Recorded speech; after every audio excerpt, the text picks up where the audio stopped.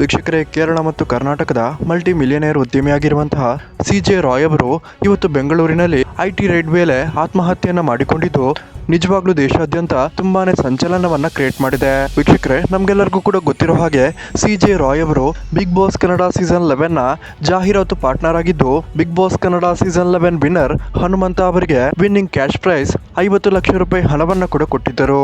ಅಷ್ಟೇ ಅಲ್ಲ, ಇತ್ತೀಚೆಗೆ ಸಾಕಷ್ಟು ಸ್ಕಾಲರ್ಶಿಪ್, ಉಚಿತ ಆಸ್ಪತ್ರೆ, ಕೇರಳದ ತಿರುವನಂತಪುರಂನಲ್ಲಿ ಉಚಿತ ಹೋಟೆಲ್ ಅನ್ನು ಕೂಡ ತೆರೆದಿದ್ದಂತಹ CJ ರಾಯ್ ಅವರು ತನ್ನ ಒಂದು ಡೊನೇಷನ್ ಮೂಲಕವೇ ಸಾಕಷ್ಟು ಸುದ್ದಿಯಲ್ಲಿದ್ರು ಅಂತಾನೆ ಹೇಳ್ಬೋದಾಗಿದೆ. ವೀಕ್ಷಕರೇ, CJ ರಾಯ್ ಅವರು ಕೋಟಿಗಟ್ಟಲೆ ಬೆಲೆಯ 100 ಕಾರುಗಳನ್ನು ಹೊಂದಿದ್ದು, ಸಾವಿರಾರು ಎಕರೆ ಜಮೀನನ್ನು ಕೂಡ ಹೊಂದಿದ್ದಾರೆ. ಅಷ್ಟೇ ಅಲ್ಲ, ಬೆಂಗಳೂರಿನಲ್ಲೇ 3,000 ಕೋಟಿ ರೂಪಾಯಿಯ ಅಪಾರ್ಟ್ಮೆಂಟ್ ಒಂದನ್ನ CJ ರಾಯ್ ಅವರು ಕಾನ್ಫಿಡೆಂಟ್ ಗ್ರೂಪ್ ವತಿಯಿಂದ ನಿರ್ಮಾಣ ಮಾಡ್ತಿದ್ದು, ಇವರು ಬ್ಯಾಂಕ್ ನಲ್ಲಿ ಕೂಡ ಯಾವುದೇ ರೀತಿಯ ಅಷ್ಟು ದೊಡ್ಡ ಮಟ್ಟದ ಸಾಲವನ್ನು ಕೂಡ ಹೊಂದಿರಲಿಲ್ಲ.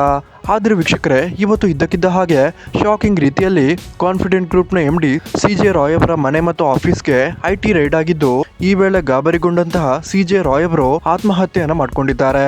ಆದ್ರೆ ವೀಕ್ಷಕರೇ, ಆತ್ಮಹತ್ಯೆಗೂ ಮೊದಲು IT ಅಧಿಕಾರಿಗಳು ಹೇಳ್ತಿರುವ ಮಾಹಿತಿಯ ಪ್ರಕಾರ ಒಂದು ವಿಚಿತ್ರವಾದ ಘಟನೆ ಕೂಡ ನಡೆದಿದ್ದು, ಇದು ಸ್ವತಃ IT ಅಧಿಕಾರಿಗಳಿಗೆ ಅಚ್ಚರಿಯನ್ನು ಉಂಟು ಮಾಡಿತ್ತು. ವೀಕ್ಷಕರೇ, ಇಡೀ ದೇಶದಲ್ಲೇ IT ರೈಡ್ ಆದಾಗ ಆತ್ಮಹತ್ಯೆ ಮಾಡಿಕೊಂಡಿರುವ ಪ್ರಕರಣ ದೇಶದಲ್ಲೇ ಇದು ಮೊಟ್ಟ ಮೊದಲ ಬಾರಿಗೆ ಆಗಿದ್ದು, ಸ್ವತಃ IT ಅಧಿಕಾರಿಗಳು ಮಾತ್ರವಲ್ಲದೆ ಸರ್ಕಾರಕ್ಕೂ ಕೂಡ ತುಂಬಾನೇ ಆಶ್ಚರ್ಯವನ್ನು ಉಂಟು ಮಾಡಿದೆ.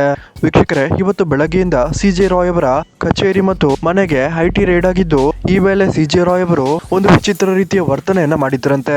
ವೀಕ್ಷಕರೇ, ಮೂಲಗಳಿಂದ ಬರ್ತಿರುವಂತಹ ಲೇಟೆಸ್ಟ್ ಮಾಹಿತಿಯ ಪ್ರಕಾರ IT ರೈಡ್ ಆದ ತಕ್ಷಣವೇ CJ ರಾಯ್ ಅವರು ತಮ್ಮಲ್ಲಿದ್ದಂತಹ ಯಾವುದೇ ಡಾಕ್ಯುಮೆಂಟ್ ಗಳಾಗಿರ್ಬೋದು, ಹಣ ಆಗಿರ್ಬೋದು, ಚಿನ್ನ ಅಥವಾ ಕಬೋರ್ಡ್ ಅನ್ನ ಭದ್ರಪಡಿಸುವುದು ಬಿಟ್ಟು ಇದ್ದಕ್ಕಿದ್ದ ಹಾಗೆ ತನ್ನ ರೂಮ್ಗೆ ಓಡಿದಂತಹ CJ ರಾಯ್ ಅವರು ಒಂದು ಪೆನ್ ಡ್ರೈವ್ ಅನ್ನು ತಗೊಂಡು ಆ ಒಂದು ಪೆನ್ ಡ್ರೈವ್ ಅನ್ನ ಸುಟ್ಟು ಹಾಕುವಂತ ಪ್ರಯತ್ನವನ್ನ ಮಾಡಿದ್ರಂತೆ. ತಕ್ಷಣವೇ IT ಅಧಿಕಾರಿಗಳು CJ ರಾಯ್ ಅವರನ್ನ ತಡೆದು ಸುಮಾರು 70% ಬೆಂಕಿಯಲ್ಲಿ ಸುಟ್ಟಂತಹ ಆ ಒಂದು ಪೆನ್ ಡ್ರೈವ್ ಅನ್ನ ವಶಪಡಿಸಿಕೊಂಡು ಡಾಟಾ ರಿಕವರಿಗಾಗಿ ತಮ್ಮ ಒಂದು IT ಆಫೀಸ್ಗೆ ಕಳಿಸಿಕೊಟ್ಟಿದ್ದು, ಇದಾದ ಕೆಲವೇ ಕ್ಷಣಗಳಲ್ಲಿ ಡ್ರವರ್ ನಲ್ಲಿದ್ದಂತಹ ತನ್ನ ಒಂದು ಪಿಸ್ತೂಲ್ ಅನ್ನು ತೆಗೆದುಕೊಂಡು CJ ರಾಯ್ ಅವರು ತಲೆಗೆ ಶೂಟ್ ಮಾಡಿ ಆತ್ಮಹತ್ಯೆಯನ್ನ ಮಾಡಿಕೊಂಡಿದ್ದಾರೆ. ವೀಕ್ಷಕರೇ, ನಿಜವಾಗ್ಲೂ ಆ ಒಂದು ಪೆನ್ ಡ್ರೈವ್ ನಲ್ಲಿ ಏನಿತ್ತು, CJ ರಾಯ್ ಅವರು ಆ ಒಂದು ಪೆನ್ ಡ್ರೈವ್ ಅನ್ನ ಯಾಕೆ ಇಷ್ಟೊಂದು ಸೀಕ್ರೆಟ್ ನಲ್ಲಿ ಇಟ್ಟಿದ್ದರು, ಆ ಪೆನ್ ಡ್ರೈವ್ ನ ಡಾಟಾ ಯಾವಾಗ ರಿಕವರ್ ಆಗುತ್ತೆ ಅನ್ನೋದು ಎಲ್ಲರಿಗೂ ತುಂಬಾನೇ ಆಶ್ಚರ್ಯವನ್ನು ಉಂಟು ಮಾಡಿದ್ದು, ನಿಮ್ಗೆ ಇದರ ಬಗ್ಗೆ ಏನ್ ಅನಿಸುತ್ತೆ ಅನ್ನೋದನ್ನ ದಯವಿಟ್ಟು ಕಮೆಂಟ್ ಮಾಡಿ ತಿಳಿಸಿ.